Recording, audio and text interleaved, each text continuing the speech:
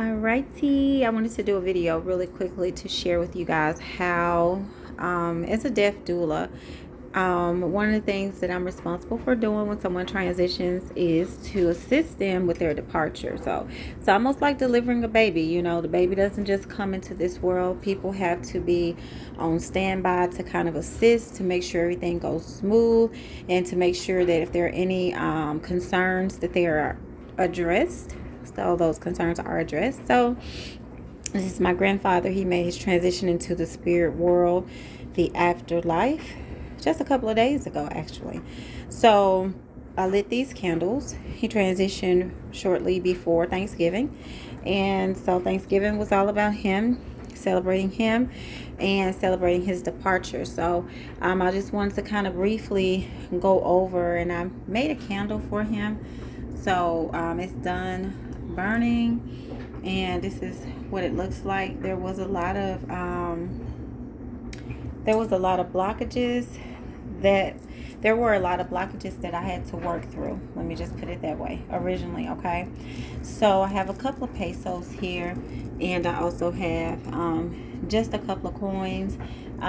He didn't ask for any paper money right now, and I have some Chinese or some Asian money for prosperity as well. So just want to kind of just put him some more moonshine out. He drank all the rest, and yes, your ancestors do drink, not in the same traditional form that a person that has a 3D body would drink something, but they use the essence or the spirit of the liquor because of the components that the liquor is made or derived from. They're able to access that and utilize it as part of their new form of communication with you. They're not using a physical mouth, physical ears, they don't touch you with physical hands anymore. So they communicate with you in the astral realm. So that is why sometimes you'll go to a liquor store or a package store, depending on what city and state you live in. But very common for these stores to be called spirit stores, okay? Or the actual liquor to be called spirit. All right. So that's a little bit about that. I'll talk more about that in another video. But my grandfather had several candles that I lit for him. This first yellow candle was for communication, so he could talk to me through the spirit world as he transitioned. And he did that excellently. He specified all of his his desires. He spoke to me about everything that was going on as he transitioned. He taught me a lot more than what I've ever known about someone taking a plunge, going into the spirit realm. I've met with him in my dreams, several spirit guides, and he even told me what color he wanted to be buried in. He also, I was informed via spirit communication about what I needed to do to assist his transition. So I did that, and as you can see, this black candle, which was lit for his protection, as he went into the abyss. And you can see several symbols in this candle. They may have cleared up a little bit, but when I first lit it, you could see symbols. But he had a little bit of trouble, okay, originally, which is why this black candle has taken a hit. It has a lot of black soot around the top. When your candles have soot, they're catching a lot of darkness, dark energy, and they're just reflecting it back to you on the in the third dimension. So it's almost like a mirror of what's going on. A candle can be a mirror of what's going on in the spirit realm. So he's showing me that it was hard originally when he was going into the unknown. So I did put black tourmaline crystals in these candles, and you can see a little bit of the black tourmaline left over. I also put I'm just noticing that kind of looks like a star a little bit. I also put some different herbs in there, just a couple, just a tinge of herbs. Now, this candle I did not light because it was a gift from a Babaloao. You know, due to the passing of my grandfather, he felt compelled to offer me this. And I couldn't burn it because it was just a sentimental candle. And as you all can see, the candle itself has some messages, even though I didn't light it, okay? So this candle has almost looks like a symbol inside of it as well. And I feel like, so the candle actually, the wax melted all the way down the side of the candle. And of course that happened because it was sitting beside or standing beside a lit candle. So the heat from all the rest of the candles did cause it to melt. But when it was melting originally, it almost looked like a baby upside down in a womb. And I know that's a lot, but you could actually see the bottom of it about right here. Down by the word "the." It almost had like a circle, and then there was a cord shape that was attached at the top to what looked like, and it still does, a lot of bubbles and fluid, you know. So I was just in awe just looking at that, because I was like, wow. So it's almost like my grandfather is being reborn again in the spirit realm. And that's what usually happens during a holy death. Death is about rebirth as well.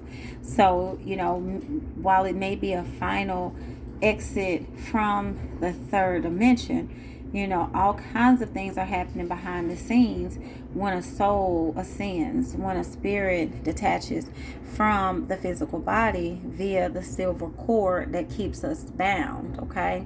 So this is the Holy Death candle that I lit to the spirit and the energy of death to assist him with his departure.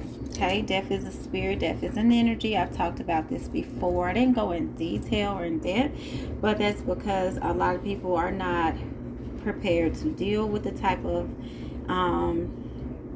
energy revolving around that particular situation. So I put this Holy Death candle in this mason flower pot because my grandfather is a mason. My great grandparents are both masons and eastern stars as well, even still in the spirit world. That's why I'm using present tense versus past tense. They are, because when you take that oath, it does not end. Even death does not end that.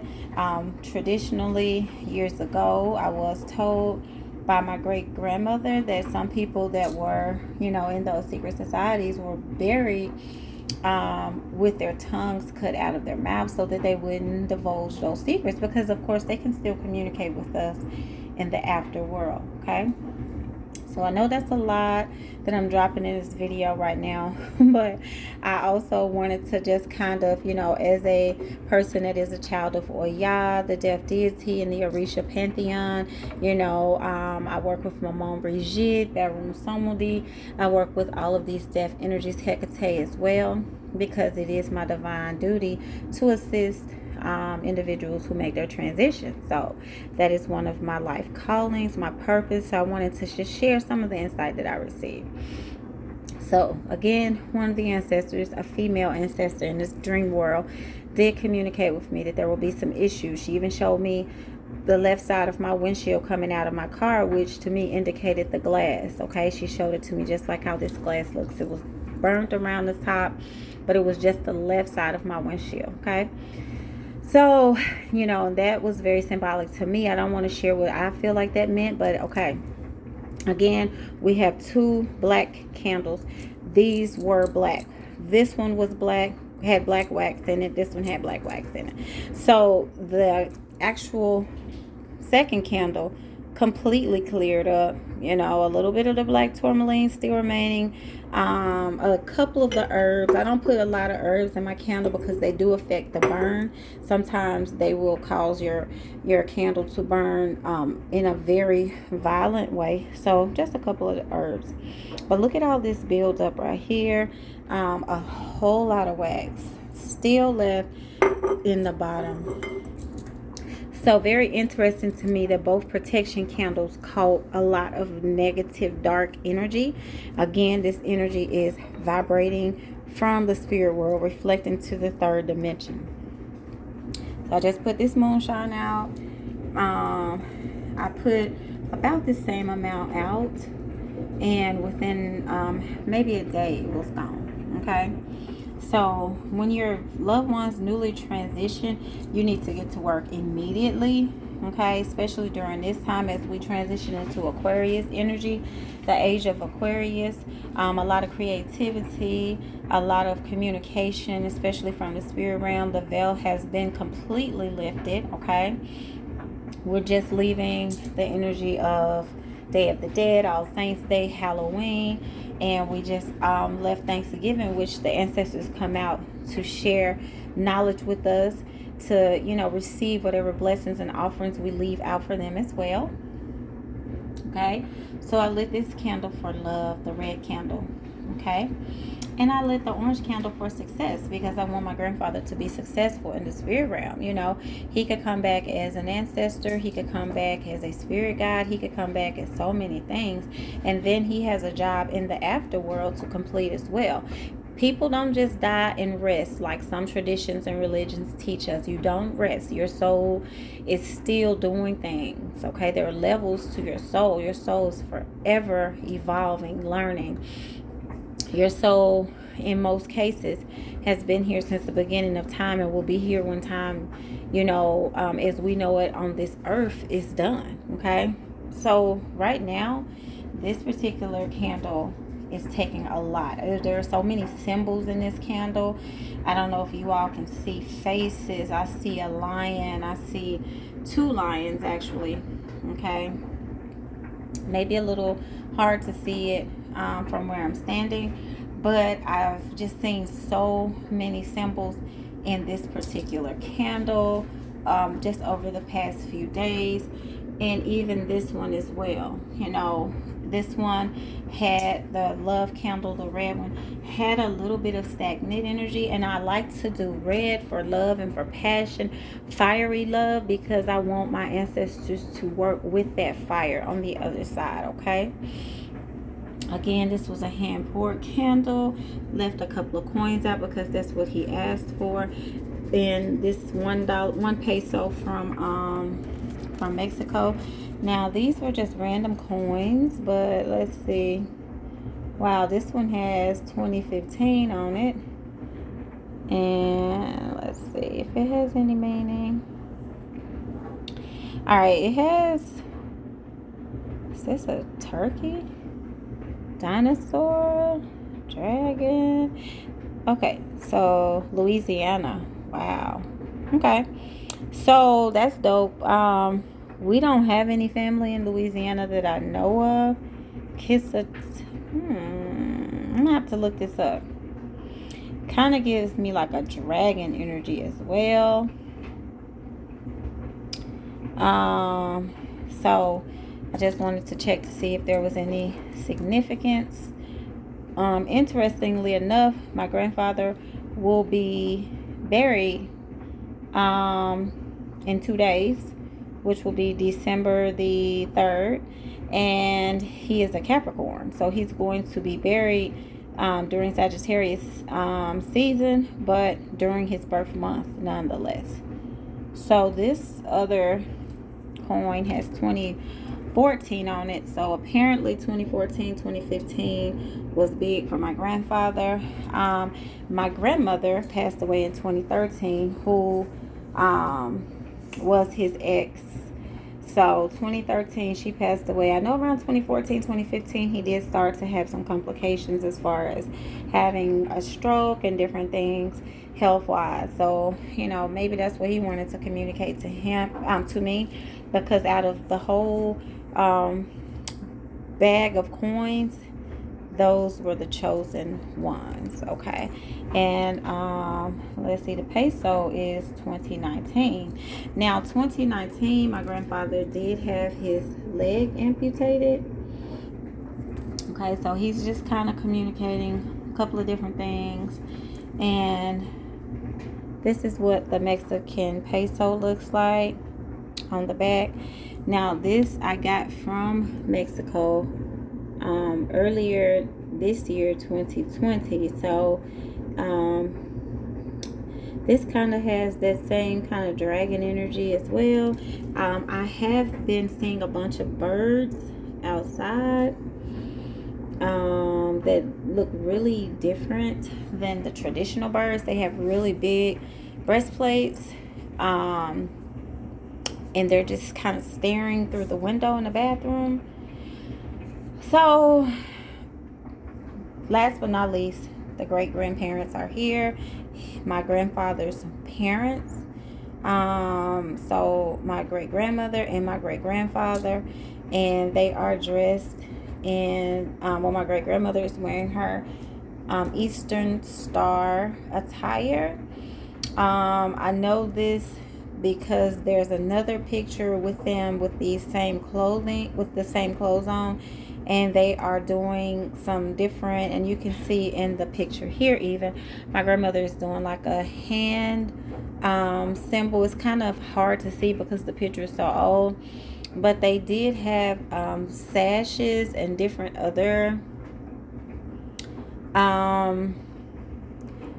ornaments in another picture growing up.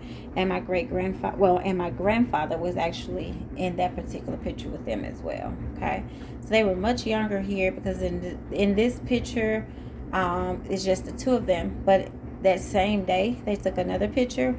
I keep calling him my grandfather. He was a great man. He is a great man.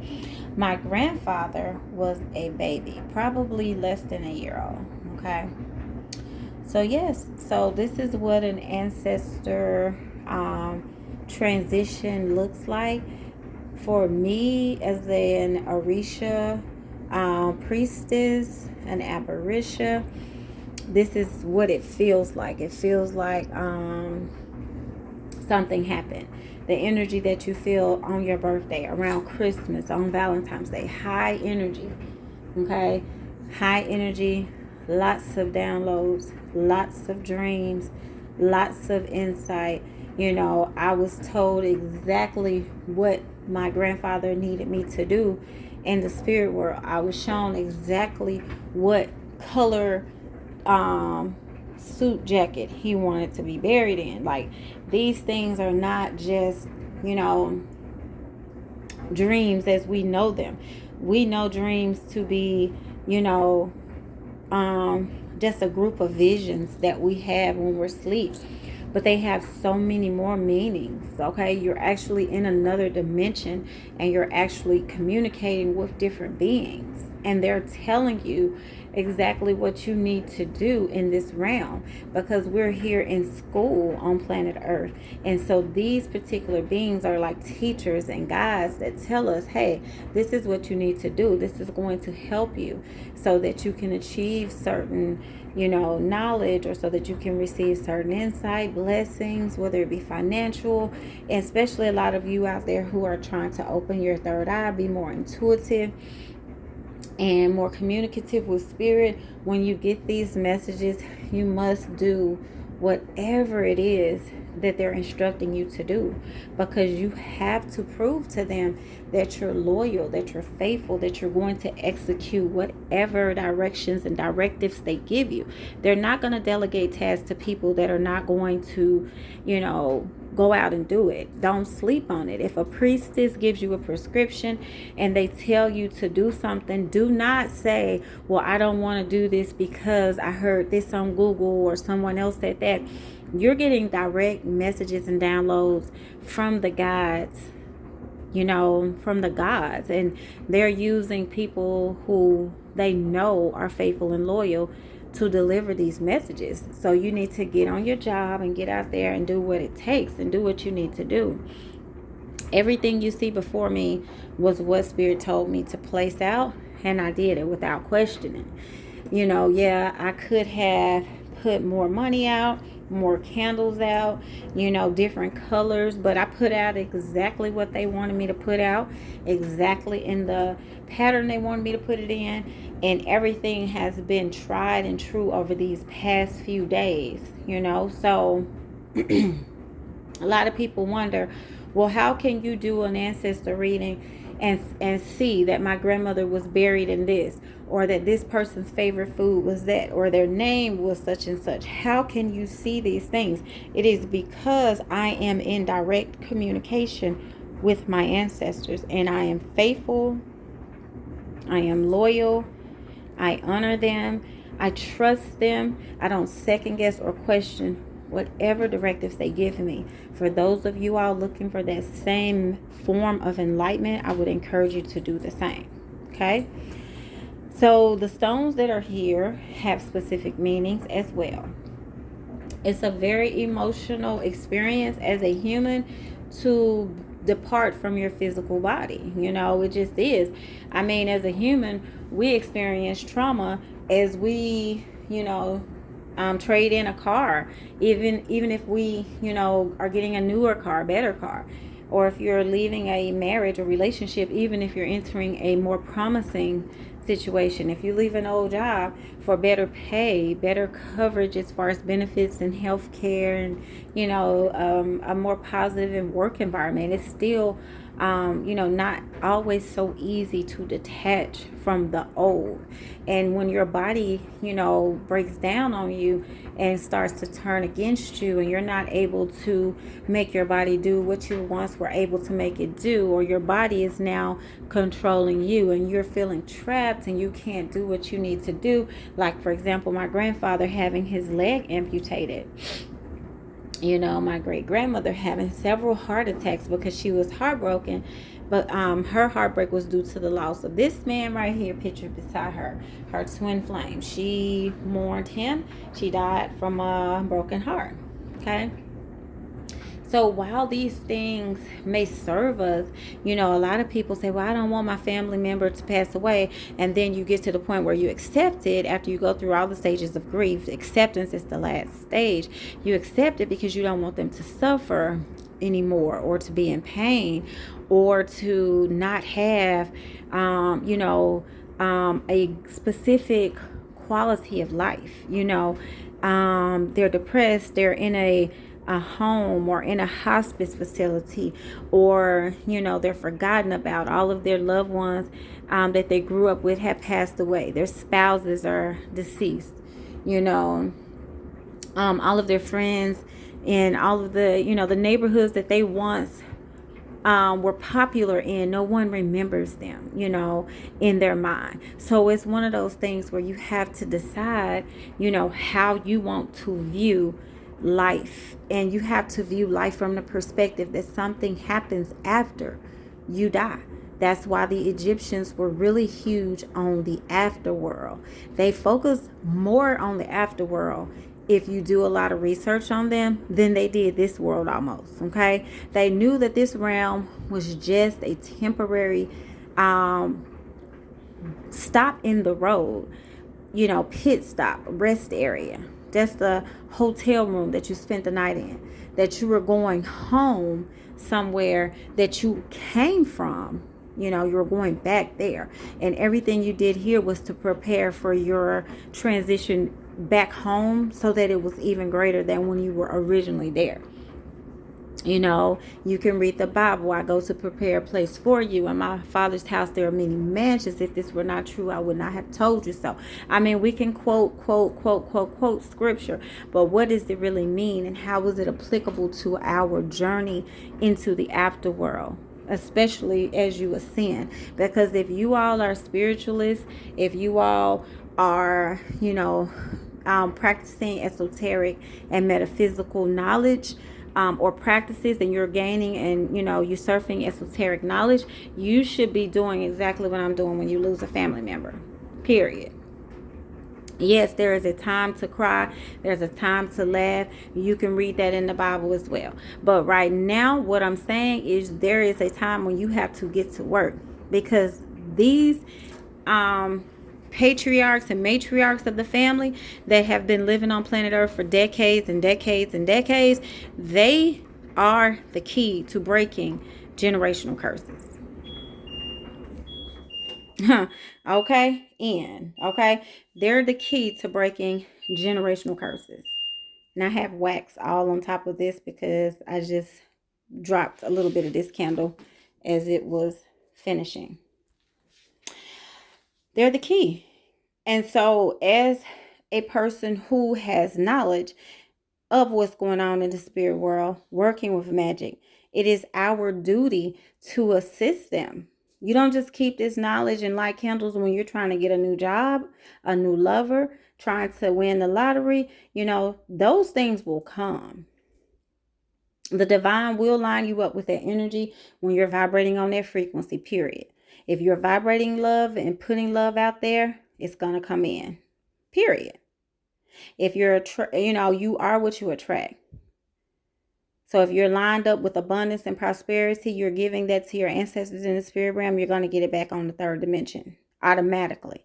That's just like a magnet. You don't have to tell a magnet to attract the opposite. If you have north, south is going to come flying at it, period. Because they're lined up to vibrate a certain way to complete and balance one another. It's always about a duality. So the opposite of life is death. And it's an energy. So we want to make sure that we usher our ancestors into the next dimension appropriately. I know I gave a rant, but if you have ancestors that you've recently lost and you didn't do this for them, that is something that you can still work through right now. Especially if it was very recent. If it was in 2020, 2019, you can still do that. Okay.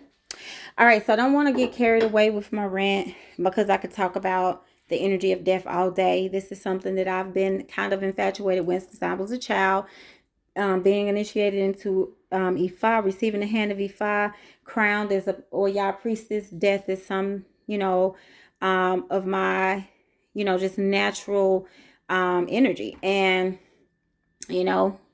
my dad's mom was born on Halloween. My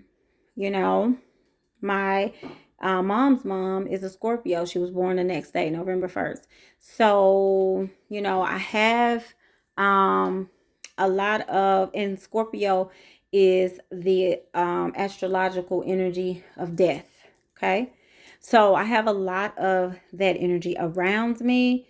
A lot of ancestors from the Congos, Native American, a lot of ancestors who were Eastern Star Master Masons.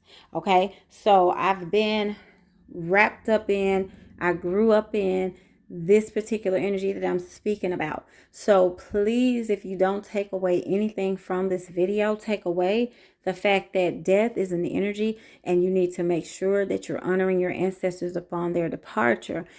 You don't want to sit around talking bad about the dead. That's one thing I'm big on, because it is just not what you want. Okay. I'll talk about that more in another video, why you don't, or how, the afterworld transition is, what happens. But right now, I just want to focus on the fact that we need to be honoring and working with our ancestors. All of this is going to come down once the candles are burned, and then he's going to go on the ancestor altar. Okay. Now, if I'm called to work with him further before I put him on the ancestor altar, then I will. Why is it important to have a picture of your ancestors on the altar? Because this is the physical remnant of them. Just like your body. Your body, we put a lot of focus on the body, but what is the human body? It's composed of a bunch of gases, a bunch of chemical reactions, to make it something that you can see, to make it physical. So printing out a picture of him is, just as potent and powerful as much, of a substitute as anything. That's why if you go to Haiti, they have the ability to turn, people into zombies, people that are deceased into zombies. They've mastered the art of controlling the science and the physics in creating, a body that can, or, utilizing a body and animating it. That's what I'm trying to say. Okay. So this is all very high level in depth, but I'm trying to bring it down to a level most people can understand. I've been learning about this my whole life. I've gotten downloads, insight from spirit directly my entire life. So I just want you all to know, outside of all the big terminology, the complicated, mathematical equations, that you need to just jump in there, light candles for your ancestor, if only for gratitude. Okay. And if you're trying to increase your intuition, you can do it for communication as well. All right. Thank you all so much for watching. If you have questions, be sure to email me or message me on conjurepriestess.com. That is my website. You can also email me directly at gypsylyntarot@gmail.com. And yeah, and I do book ancestor readings a few days or a couple of weeks out, depending on how backed up I am. And I would love to assist you with connecting with your ancestors. Thank you all so much. Please look for my courses coming soon to talk more about all of these topics. Peace and namaste.